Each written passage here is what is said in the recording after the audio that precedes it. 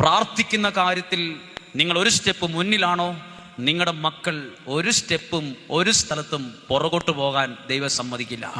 Hallelujah. നിങ്ങൾ നോക്കിക്കോ, എന്തുകൊണ്ടാണ് നമ്മൾ ഓർക്കാം, നമ്മൾ ക്രിസ്ത്യാനികളാണ്, പാരമ്പര്യ ക്രിസ്ത്യാനികളാണ്, എല്ലാം ശരിയാണ്, നമുക്ക് വലിയ വീടുണ്ട്, ആളാം വീതം കാറുണ്ട്, എല്ലാം ഉണ്ടെങ്കിലും ഓർത്തോ, നമ്മുടെ കാലിൻ്റെ അടിയിലെ മണ്ണ് ഒലിച്ചു പോകുന്ന ഒരു ലോകത്തിലാണ് ജീവിച്ചിരിക്കുന്നത്. ഇതുപോലൊരു സൗഭാഗ്യത്തിലും സന്തോഷത്തിലൊക്കെ എത്ര നാൾ നമുക്ക് ജീവിക്കാൻ പറ്റുമെന്ന് പോലും നമുക്കറിയത്തില്ല. കാരണം നമ്മളെ ഡയറക്റ്റായിട്ട് നമ്മളെ അടിക്കും, ഓടിച്ചിട്ട് തല്ലുന്ന സാഹചര്യങ്ങൾ വരെ നമ്മുടെ മുന്നിൽ ഒരു സാധാരണക്കാരന് വരെ, അരിയാഹാരം കഴിക്കുന്ന ഒരു സാധാരണക്കാർ വരെ കാണാൻ പറ്റും. നമുക്കൊന്നും ഒരു ശബ്ദവും ഇല്ല. ഒരു പഞ്ചായത്തിൽ പോലും ഒരു സ്ഥലത്ത് നമ്മുടെ ശബ്ദത്തിന് വിലയില്ലാത്തൊരു ലോകത്തിലേക്കാണ് നമ്മൾ പോകുന്നത്. എന്തുകൊണ്ടാണ് നമ്മുടെ ശബ്ദത്തിന് വിലയില്ലാത്തത്? എന്തുകൊണ്ടാണ് നമ്മൾ പല കാര്യത്തിലും പുറകോട്ട് പോകുന്നത്? കുറെ നേഴ്സിംഗ് പഠിച്ചെന്ന് വിചാരിച്ചോ, കുറെ UK കാനഡയ്ക്ക് പോയെന്ന് വിചാരിച്ചൊന്നും നമ്മൾ വളരുമല്ല. നമ്മൾ ജീവിക്കുന്ന ഈ സ്ഥലത്ത് സത്യസന്ധമായി പറഞ്ഞാൽ നമ്മൾ ഒരുപാട് പുറകിലായിപ്പോയി, ഒരുപാട് പുറകിലാണ്, ഇനിയും പുറകിലായിക്കൊണ്ടേയിരിക്കുകയാണ്. ഇതെങ്ങനെയാ ഒന്ന് നിയന്ത്രിക്കേണ്ടതെന്ന് സ്ഥാനത്തിരിക്കുന്നവരും ഉയർന്നവരും ഒക്കെ തല പുകഞ്ഞ് ആലോചിച്ചുകൊണ്ടിരിക്കും. എന്നാ ചെയ്യേണ്ടതെന്ന് അറിയത്തില്ല. കാരണം നമ്മൾ വിചാരിക്കുന്നേക്കാൾ പലതും കൈവിട്ടുപോയി.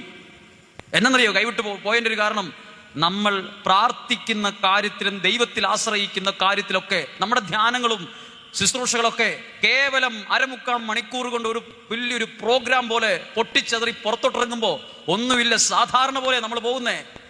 നമ്മളൊരു ധ്യാനം കൂടി, കൺവെൻഷൻ കൂടി, അഭിഷേകമാണ്, എനിക്ക് ഭയങ്കര ഫീലിംഗ് ഉണ്ടായി, അഭിഷേകം ഉണ്ടായി, പരിശുദ്ധാത്മാവ് ഇറങ്ങി വന്നു എന്ന് പറഞ്ഞ് സാക്ഷ്യം പറയുന്ന നമ്മൾ ഒരു കാര്യവും സംഭവിക്കാത്ത പോലെയാ കാർ കയറി വീട്ടിൽ പോകുന്നത്. ഈ കുഞ്ഞൊരു റൗണ്ടിൽ മാത്രമേ നമുക്ക് ആ ഒരു കാര്യം കേവലം ഒരു അനുഭവമാണെന്ന് പറയുന്നുള്ളൂ. പ്രാക്ടിക്കൽ ലൈഫിൽ നമുക്ക് ഈ അനുഭവം പ്രകടിപ്പിക്കാൻ കഴിയുന്നില്ല. ഹല്ലേലൂയ. ഇനി നമ്മൾ പ്രകടിപ്പിക്കേണ്ടത് നമ്മുടെ വിശ്വാസത്തെ, നമ്മുടെ ജീവിതത്തെ ഉയർത്തി ദൈവസന്നിധിയിൽ നിർത്താതെ കേവലം ഒരു പ്രാർത്ഥന മാത്രം പോരാ. നല്ല ബന്ധവും നല്ല കൂട്ടായ്മയും തമ്മിത്തല്ലും പാരവക്കും കുതികാല് വെട്ടുന്ന രീതിയും ഇല്ലാ കഥകൾ പറഞ്ഞു വരുത്തുന്നതും ഒക്കെ വളരെ കുറയ്ക്കണം. ഞാനടക്കം എന്നോടും കൂടിയാ പറയുന്നത്. ഞാനും ഇതിനകത്ത് തുല്യ പങ്കാളിയാണ്. ഞാൻ ഇതിനകത്ത് വെള്ള ഉടുപ്പിട്ട് നിൽക്കുന്നു എന്ന് വിചാരിച്ച് ഏറ്റവും നല്ല ഒരാളായിട്ടല്ല ഞാനിത് പറയുന്നത്. നിങ്ങളിൽ ഒരാളെക്കാൾ അല്പം കൂടെ താഴെ നിന്നുകൊണ്ട് പറയട്ടെ, നമ്മൾ തമ്മിലുള്ള സ്നേഹം കൂടേണ്ട ലോകത്താണ് ജീവിക്കുന്നത്. നമ്മൾ ഇന്ന് പോലും നമ്മൾ ക്രിസ്ത്യാനികളാണെങ്കിലും ഓരോരുത്തരെയും മാറ്റി മാറ്റി നിർത്തും. അവൻ യാക്കോബറ്റുകാരനാണ്, അവൻ ലാറ്റിൻകാരനാണ്, അവനെ വീട്ടിൽ കയറ്റാൻ കൊള്ളത്തില്ല, അവൻ മാർത്തോമാക്കാരനാണ്, അവൻ നല്ല RC-കാരനാണ്. നമ്മൾ ഈ ജാതിയും മതവും നമ്മൾ തമ്മിൽ വഴക്കും ഇതൊന്നും വേണ്ടെന്നല്ല ഞാൻ പറയുന്നത്. എല്ലാത്തിനും അതിൻ്റെതായ വിലയും നിലയും സ്ഥാനവും ഉണ്ട്. പക്ഷേ ഒരപ്പൻ്റെ മക്കളാണ് നമ്മൾ. എന്നൊക്കെ പറഞ്ഞാലും എല്ലാവരും ഒരപ്പൻ്റെ മക്കളാണ്. ഓരോ കുരിശിന്റെ കീഴിൽ നമ്മളെല്ലാം തുല്യരാണ്, ഒരുപോലെ നിൽക്കേണ്ടവരാണ്. പക്ഷെ നമ്മൾ നോക്കിക്കോ, ഒരു കാര്യത്തിൽ നമ്മൾ ഒരുമിച്ച് നിൽക്കുന്നില്ല. ദൈവവചനം കേൾക്കുമ്പം നമ്മുടെ പ്രാക്ടിക്കൽ ലൈഫിൽ ഞാൻ ഒരു ഉദാഹരണം പറയും. എൻ്റെ ജീവിതത്തോട് നമ്മൾ ഒരാൾ രക്ഷപ്പെട്ടാൽ, നമ്മുടെ കൂട്ടത്തിൽപ്പെട്ട ഒരാളെ കൂടെ രക്ഷപ്പെടുത്താനുള്ള ഒരു മാനസിക അവസ്ഥ പോലും നമുക്കില്ല. അത് ഞാൻ കണ്ടിട്ടൊരു പ്രത്യേകതയാണ്. ഇവിടുത്തെ കാര്യമല്ല ഞാൻ പറയുന്നത്. ഇപ്പം ഞാൻ എൻ്റെ അടുത്ത് ആരെങ്കിലും ഒരാൾ പ്രാർത്ഥിക്കാൻ വരുവാണ്, എനിക്ക് അമേരിക്കയിൽ പോകാൻ ഒരു ചാൻസ് വന്നിട്ടുണ്ട്, അച്ഛൻ പ്രാർത്ഥിക്കണമെന്ന് പറഞ്ഞാൽ ഞാൻ അവരോട് ഒരു കാര്യം പറയും. നിങ്ങൾ രക്ഷപ്പെട്ടത് സത്യമാണെങ്കിൽ നിങ്ങളുടെ കുടുംബത്തിലുള്ള ഒരു 2-3 പേരെയെങ്കിലും കൈപിടിച്ച് രക്ഷപ്പെടുത്തും എന്ന് ദൈവസന്നിധിയിൽ ഒരു തീരുമാനം എടുക്കാൻ പറയും. അത്രയും ചെയ്താൽ മതി. ഞാൻ രക്ഷപ്പെട്ടെങ്കിൽ ഒരു 3 പേരെയായാലും ഞാൻ രക്ഷപ്പെടുത്തും എൻ്റെ ജീവിതകാലത്ത്. അങ്ങനെ തീരുമാനിക്ക്. ദൈവം നിങ്ങളെ രക്ഷപ്പെടുത്തും, നിങ്ങളിലൂടെ കുറെ പേരെയും ദൈവം രക്ഷപ്പെടുത്തും. ഹല്ലേലൂയ. പ്രിയപ്പെട്ടവരെ, നമ്മുടെ കുടുംബത്തിലും നമ്മുടെ വീട്ടിൽ തന്നെ എടുത്തു നോക്കിക്കേ. നമ്മുടെ വീട്ടിൽ തന്നെ 4 പേരുണ്ടെങ്കിലും 4 മുറി കിടക്കാനാണ് ഇഷ്ടം. 4 പേരുണ്ട് വീട്ടിൽ, വലിയ വീടാണ്. പക്ഷെ എല്ലാവരും 4 പേരും 4 ഫോണും അല്ലെ 8 ഫോണും, നമ്മളെല്ലാവരും അവരവരുടെ മുറിയിൽ ഒറ്റയ്ക്കൊറ്റയ്ക്കാ. പണ്ടത്തെ പോലെ ഒരു കൂട്ടായ്മയോ ബന്ധമോ സ്നേഹമോ ഒരു പരസ്പരമുള്ള സപ്പോർട്ടോ ഒന്നുമില്ല. 4 വഴിക്കാണ്, 4 ദിക്കിലൂടെ പോവും. അതെല്ലാം മാറണം. പിന്നെ വേറൊരു കാര്യം പറയാം. നിങ്ങളുടെ വീട്ടിൽ ഒരുമിച്ചുള്ള ഒരു ദൈവാശ്രയമുള്ള ഒരു പ്രാർത്ഥന വേണം. അതിലൂടെ മാത്രമേ ഇതെല്ലാം ഒന്നിച്ചാക്കാൻ പറ്റുള്ളൂ. അല്ലാണ്ട് ഞാൻ ഉപദേശിച്ച് ആരെയും നന്നാക്കാൻ പറ്റില്ല. ഇവിടെ ഇരിക്കുന്ന മാതാപിതാക്കളോട് പറയാം, നിങ്ങൾ 24 മണിക്കൂർ നിങ്ങളുടെ മക്കളെ ഉപദേശിച്ചാലും ഒരു സൂചിമൊനയുടെ അത്രയും പോലും നിങ്ങൾക്കാർക്കും അവരെ മാറ്റിയെടുക്കാൻ കഴിയില്ല. ഉപദേശത്തിനൊക്കെ പുല്ലുവിലയാണ്. പക്ഷെ അവരെ നിങ്ങൾ ആഗ്രഹിക്കുന്ന ഒരു സ്ഥാനത്തേക്ക് കൊണ്ടുവരാൻ നിങ്ങളുടെ മനസ്സിൽ ഒരു പദ്ധതി ഉണ്ടെങ്കിൽ നിങ്ങൾ ദൈവസന്നിധിയിൽ പ്രാർത്ഥിച്ച്, വേറൊരു ഓപ്ഷൻ ഇല്ല. യേശു പോലും പ്രാർത്ഥിച്ചു. അപ്പോൾ ഞാനും നിങ്ങളും പ്രാർത്ഥിക്കണം. ഹല്ലേലൂയ. ഒരു കരം ഉയർത്തി ഉറക്കെ എന്ന് പറയാമോ? Hallelujah, hallelujah, hallelujah. ഒരുമിച്ച് പ്രാർത്ഥിക്കണം, ഒരുമിച്ച് നിൽക്കണം. അപ്പോഴാ ദൈവം മഹത്വപ്പെടുത്തുന്നത്. ഒരുമിച്ച് പ്രാർത്ഥിച്ചിട്ട് പലതായിട്ട് നിൽക്കുമ്പോഴല്ല ദൈവം മഹത്വപ്പെടുത്തുന്നത്. ഒരുമിച്ചൊരു ധ്യാനത്തിൽ പങ്കെടുക്കുമ്പം, നമ്മളും പുറത്തിറങ്ങുമ്പോഴും നമ്മുടെ ഒരാൾക്ക് വേണ്ടി ഒരുമിച്ച് നിൽക്കുമ്പോഴാണ് ദൈവം മഹത്വപ്പെടുന്നത്. അല്ലെങ്കിൽ നിങ്ങൾ പറ, നമ്മൾ ഒരുമിച്ച് പ്രാർത്ഥിക്കുകയും ഒരുമിച്ച് നിൽക്കുകയും വേണം. ഒരാൾക്കൊരാവശ്യം വന്നാൽ നമ്മുടെ 10 പേരുടെ കൈ അവിടെ ഉണ്ടാകണം ആദ്യം. അപ്പോഴാണ് നമ്മുടെ ഈ ധ്യാനമൊക്കെ കേവലം ഒരു ധ്യാനം മാത്രമാകാതെ നമ്മുടെ ജീവിതവും തമ്മിൽ. യേശു പറഞ്ഞൊരു വാക്കുണ്ട്, നിങ്ങൾക്ക് പരസ്പര സ്നേഹമുണ്ടെങ്കിൽ നിങ്ങൾ എൻ്റെ ആൾക്കാരാണെന്ന് ആരറിയും? ലോകം അറിയും. 250 ധ്യാന കേന്ദ്രം ഉയരുമ്പോഴോ 250 ചാപ്പലുകൾ വരുമ്പോഴോ ഒന്നുമല്ല നിങ്ങൾ ഞാനാ ദൈവം, എൻ്റെ മക്കളാ നിങ്ങളെന്ന് ലോകം അറിയുന്നത്. നിങ്ങൾക്ക് പരസ്പര സ്നേഹം ഉണ്ടെങ്കിൽ ഞാൻ എൻ്റെ ശിഷ്യന്മാരാണ് നിങ്ങളെന്ന് ലോകം അറിയും. നമ്മൾ ലോകത്തെ അറിയിക്കാൻ പല കാര്യങ്ങളാണ് ഇന്ന് ചെയ്യുന്നത്. യേശു പറഞ്ഞത് കൺവെൻഷൻ അല്ല, യേശു പറഞ്ഞത് മെഗാ വലിയ ഇന്റർനാഷണൽ പ്രോഗ്രാം ഒന്നുമല്ല, വേണ്ടെന്നല്ല. നിങ്ങൾക്ക് പരസ്പര സ്നേഹം ഉണ്ടെങ്കിൽ. ഇന്ന് ലോകം കാണുന്ന എന്നാണെന്നറിയോ? നമുക്ക് പരസ്പര സ്നേഹം ഇല്ലാത്ത അവസ്ഥയാണ്.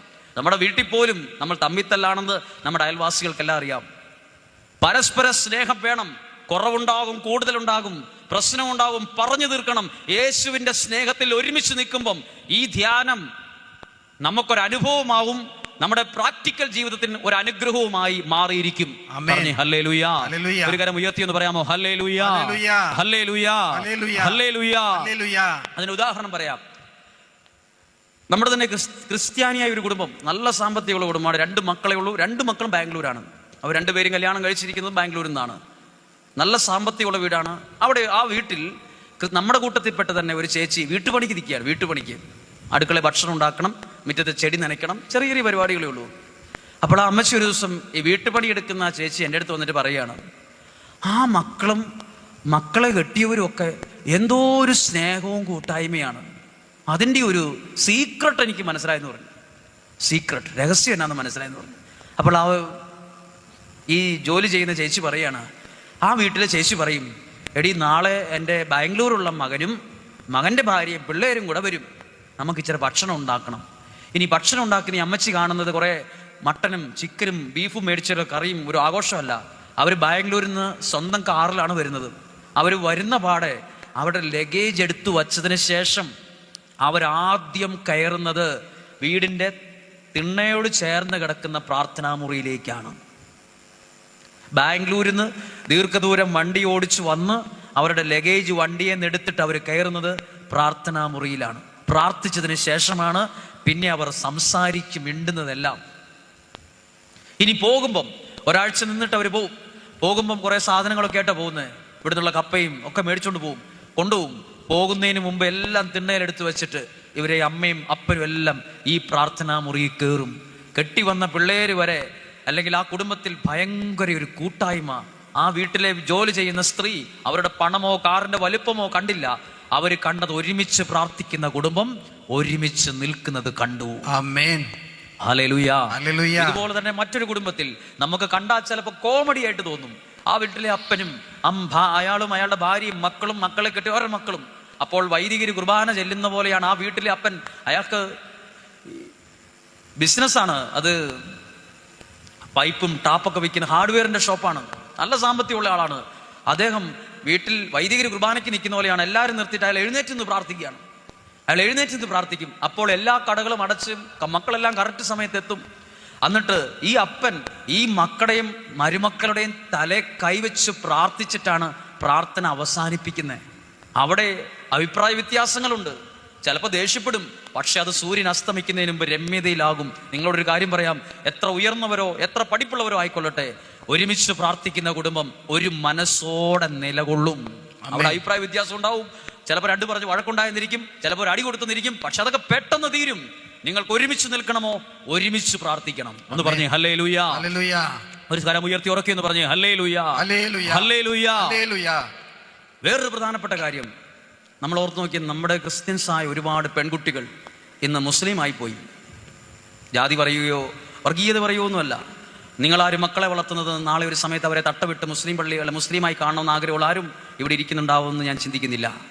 നാളെ ഒരു സമയത്ത് നിങ്ങളുടെ മക്കൾ അമ്പലത്തിൽ കയറി ഇറങ്ങുന്ന ഒരു അവസ്ഥയിൽ കാണണമെന്നാണോ നിങ്ങൾ ആഗ്രഹിക്കുന്നത്? അല്ല. അതിനുവേണ്ടിയല്ല നിങ്ങൾ ഈ അധ്വാനിക്കുന്നതും ഒന്നും. നിങ്ങളുടെ മക്കൾ യേശുവിലായിരിക്കുന്നത് കാണാനാണ് നിങ്ങൾ ഇഷ്ടപ്പെടുന്നത്. അത് കഴിഞ്ഞിട്ടേ ബാക്കിയുള്ളൂ. നല്ലൊരു ജീവിതമില്ലാതെ എന്തേരെ പണം ഉണ്ടാക്കിയിട്ടും കാര്യമില്ല. പക്ഷേ നമ്മൾ അനേകം ആളുകൾ അറിയണം, ഒരുപാട് ക്രിസ്ത്യാനികളായ കുടുംബത്തിൽ നിന്ന്, വലിയ കുടുംബത്തിൽ നിന്നൊക്കെ കുട്ടികൾ മുസ്ലിമായി പോയി. അത് ദുഃഖമുള്ള, ഹൃദയത്തിൽ വേദനയുള്ള ഒരു കാര്യമാണ്. ഒരുപാട് പേര് അമ്പലത്തിൽ കയറി ഇറങ്ങുന്ന ഹൈന്ദവ മതത്തിലേക്ക് പോയി. നമ്മളൊക്കെ വലിയ പ്രാർത്ഥിക്കുന്നവരും ധ്യാനം കൂടുന്നവരൊക്കെ ആയിട്ടും എന്തുകൊണ്ട് ഈ തകർച്ച വരുന്നു? വേറൊരു മതത്തിലും ഇതുപോലെ വരുന്നില്ലല്ലോ. ഇസ്ലാം മതത്തിൽ നിന്ന് എത്ര പേരാ ക്രിസ്ത്യൻസിലേക്ക് വന്നിട്ടുള്ളത്? ഒരു ലിസ്റ്റ് എടുക്ക്. വർഗീയതയോ ഒന്നും പറഞ്ഞു വരത്തുകയല്ല. നമ്മൾ ജീവിക്കുന്നത്, നമ്മുടെ മക്കൾ യേശുവിൽ ജീവിക്കുന്നത് കാണാനാണ്. ഒരു കുടുംബത്തിലെ ഒരു ചേച്ചി ആ വീട്ടിലിടുന്ന ഡ്രസ്സുമായിട്ട് ഞങ്ങൾ താമസിക്കുന്ന സ്ഥലത്ത് വന്ന്, അപ്പം ഞാൻ വിചാരിച്ചു ഇവരെവിടെയോ സഹായം ചോദിച്ചു വന്നാന്നാണ് വിചാരിച്ചത്. കയ്യിലൊരു ടച്ച് ഫോൺ അല്ലാത്തൊരു ഫോൺ. അപ്പം ആ സ്ത്രീ ഭയങ്കരമായി വിഷമത്തിൽ എന്തൊക്കെയോ വിളിച്ചു പറയാണ്.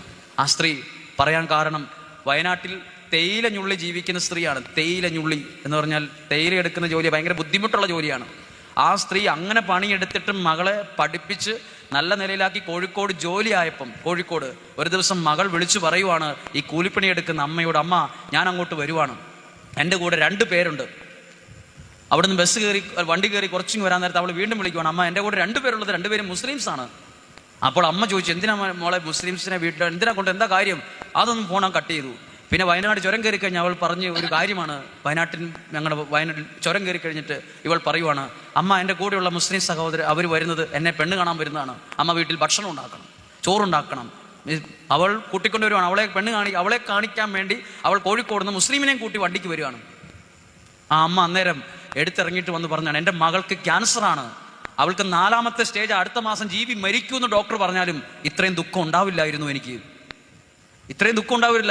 ഞാൻ അവളെ പഠിപ്പിച്ചത് വേറൊന്നും ആയില്ലേലും അവൾ യേശുവിൽ ജീവിക്കുന്നത് കാണാൻ, ദൈവത്തിൽ ജീവിക്കുന്ന ദൈവത്തെ മറന്ന്, അവർ മലങ്കരക്കാരാണ്, അവർ പറയണ തീക്കട്ട, അവർ വിശുദ്ധ കുർബാനയ്ക്ക് പറയാൻ തീക്കട്ട എന്ന് പറയും. അവൾ മറന്നിട്ട് പോയി, എനിക്ക് എൻ്റെ മകൾക്ക് ക്യാൻസർ വന്നെന്ന് നാളെ മരിച്ചു എന്ന് പറഞ്ഞാലും ഇത്രയൊന്നും ഞാൻ ദുഃഖിക്കില്ല, ഇത്രയും വെപ്രാളപ്പെടില്ല, അത് ദൈവഹിതമാണെന്ന് ഞാൻ വെക്കും. പക്ഷെ ഇതൊരിക്കലും അംഗീകരിക്കാൻ കഴിയില്ല. ഇങ്ങനത്തെ 100 കാര്യങ്ങൾ പറയാനുണ്ട്. നിങ്ങൾക്കും പറയാൻ കാണും, നിങ്ങൾക്കും അറിയാം പലതും. ഇതെല്ലാം മാറണം. അതിന് വേറൊരു കാര്യം, മക്കൾ കൈവിട്ടു പോകുമ്പോഴല്ല മാതാപിതാക്കൾ ചങ്കുപൊട്ടി പ്രാർത്ഥിക്കേണ്ടത്. നിങ്ങളുടെ മക്കൾ കണ്ണ് തുറക്കുമ്പോഴേ ചെറിയ പ്രായത്തിലെ കാണേണ്ടതായിരുന്നു നിങ്ങളുടെ പ്രാർത്ഥനയും ദൈവാശ്രയത്വവും.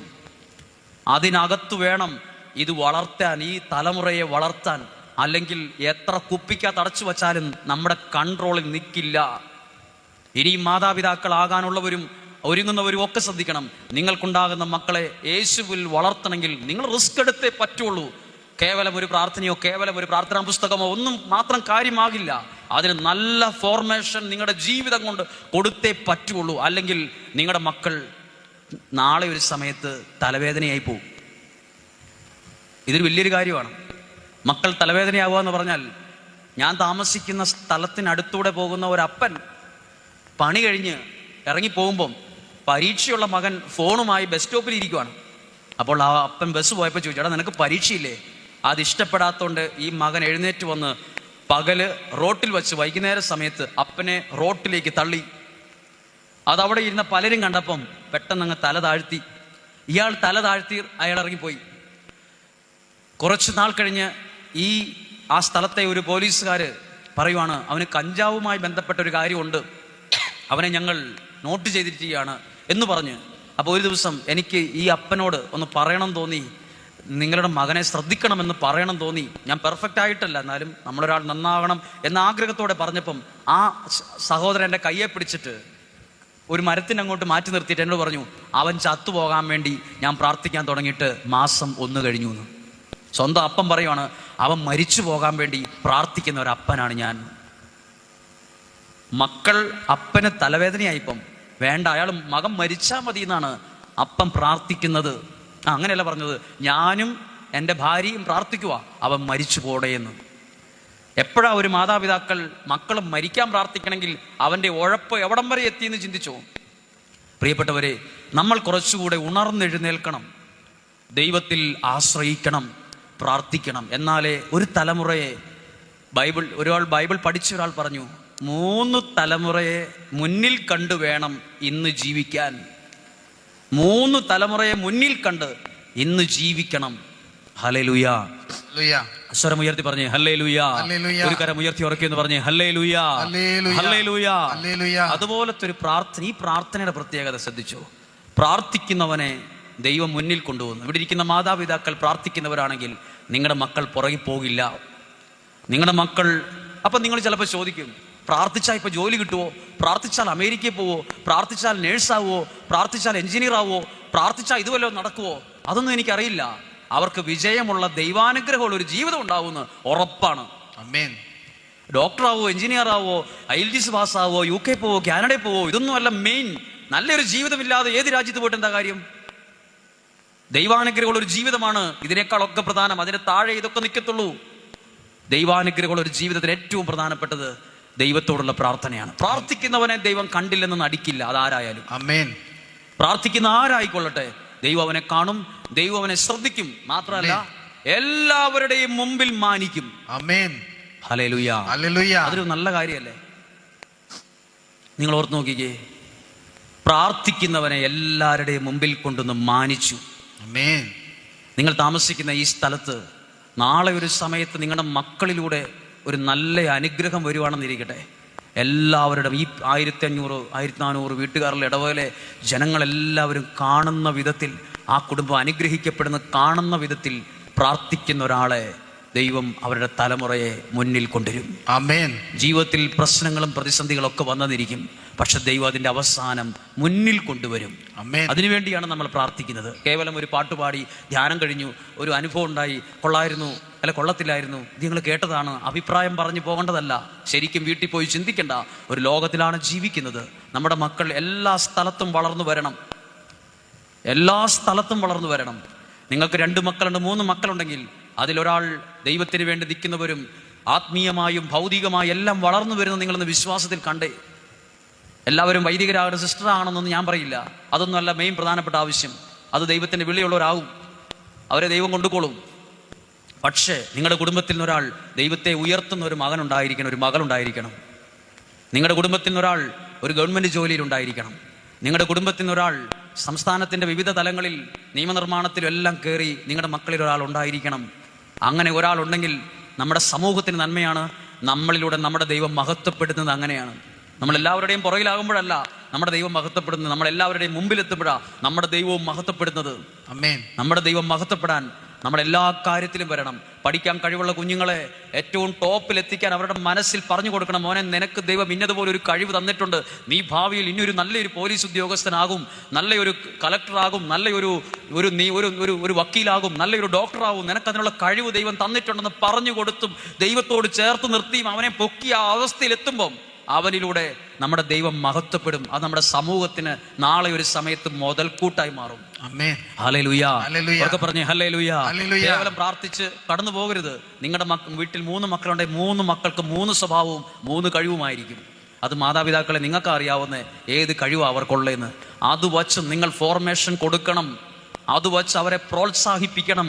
മാത്രമല്ല അവരെ ദൈവത്തെ കൊടുത്ത് അതിലേക്ക് ഫോക്കസ് ചെയ്ത് അവിടെ കൊണ്ടുവരാൻ കഴിയുമ്പം നിങ്ങൾ ഓർത്തു നോക്കിക്കേ, നമുക്കൊരാൾ ഒരു നല്ല സ്ഥാനത്തുണ്ടെങ്കിൽ അത് നമ്മുടെ എല്ലാവർക്കും നമുക്ക് ദൈവത്തെ മഹത്വപ്പെടുത്താൻ ഒരു വഴി കൂടിയത്. ഉറപ്പായിട്ടും നമുക്ക് കുറെ പരാജയങ്ങൾ സംഭവിച്ചിട്ടുണ്ട്. അതുകൊണ്ട് നമുക്കൊന്നും ഒരു കാര്യത്തിനും ഒരു വോയിസ് പോലും ഇല്ല, ഒരു സ്ഥലത്തും നമ്മുടെ ആൾക്കാരില്ല. ഉള്ളവരൊക്കെ റിട്ടയർഡ് ആകാറായി. നമ്മുടെ ജീവിതം എല്ലാം ശരിക്കും ഒന്നും കൂടെ ക്രമീകരിക്കണം, നന്നായിട്ട് പ്രാർത്ഥിക്കണം.